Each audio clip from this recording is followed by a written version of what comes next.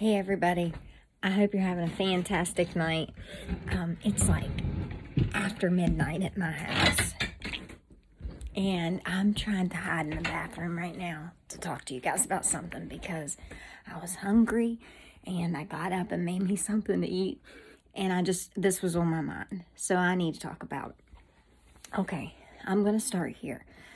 Before I found recovery, I had over $4,000 that people owed me because that's what I did to supply for my own personal addiction. I would sell drugs. People would owe me money because I would be nice in front people and then they'd owe me, or sometimes I got ripped off and they owed me. I had like a list of people that owed me. Now, when I got clean, that was really hard for me to let go of, because a lot of times when I would try to get clean, that would be something that held me back from getting clean, because I'm like, I can't get clean because all these people owe me money. I have a lot of money. Like, I need this money back. I gotta have it. It would hold me back because I couldn't like just forget about that money. I wanted to get that money back, that these people owed me. So anyways, whenever I did finally get clean, and I really, really wanted it, I hit my rock bottom and I wanted recovery so bad, I decided that I had to just let that money go. I had to clear all debts and just not worry about it. I was never going to see that money again, and I had to accept that I just had to cut my losses. So I did that. And I don't have any contact with any outside world. Like, it's just me and my kids and I, all day, every day. And that's how I like it. Now, I have not ran into anybody up until 2 days ago that owed me money, because I don't really go anywhere. I stay home with my kids. The furthest that we go is Walmart or the Dollar Tree or the grocery store or the bank or the gas station. Like, truly it is. So anyways, I'm at Walmart. I drop my son off at school and I run to Walmart to get him marshmallows and strawberry syrup. And I see somebody that owed me $400 from when I was in active addiction. He actually ripped me off. I sent him with money, and then he told me he got ripped off, and that's how that went. Anyway, so I could clearly tell that he's still trapped in active addiction, and I immediately began to pray for him and his recovery, because I hate to see anybody in that shape. So anyways, at first I don't say anything. I just pray, like, kind of pretend like I don't see him, and I keep walking. And I go get the marshmallows and the strawberry syrup, and I start walking back towards the front of the store. And I'm kind of hoping that, he doesn't see me.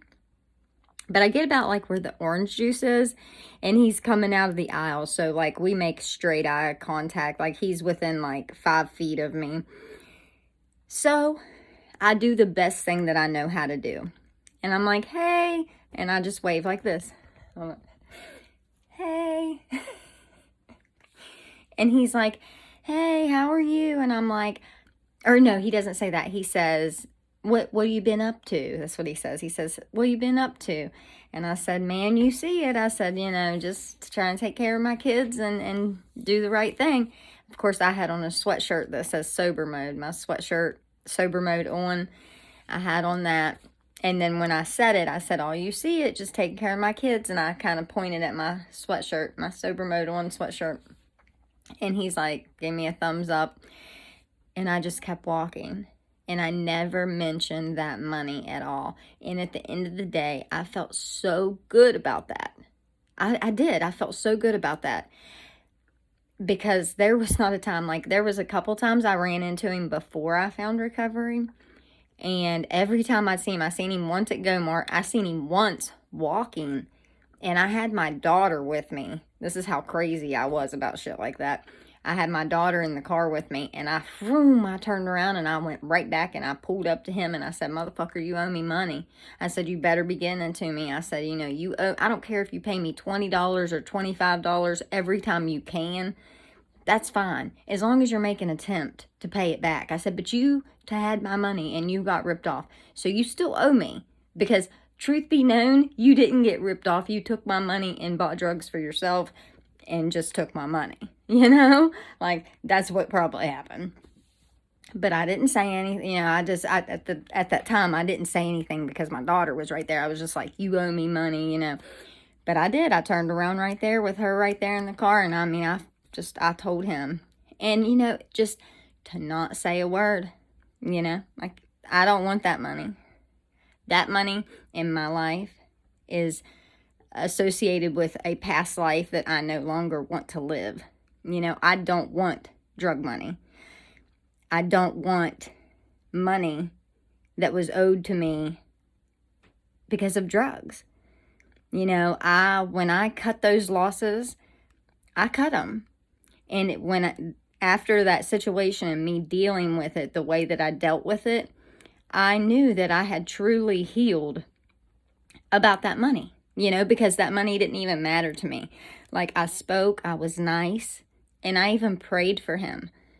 You know, I prayed for him immediately. When I saw him and I saw how bad off he was and how bad he looked, my immediate response was just pray for him to find recovery.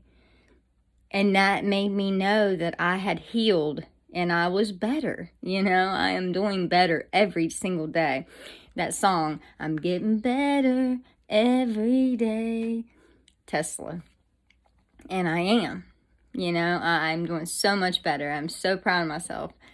So, with that being said, that's all I needed to say. So now I'm going to go lay down with my son and cuddle him up and know that I live a much better life today than I previously lived. And I love you all so, so much. Thank you for always listening to me vent and just hanging in tight. God bless.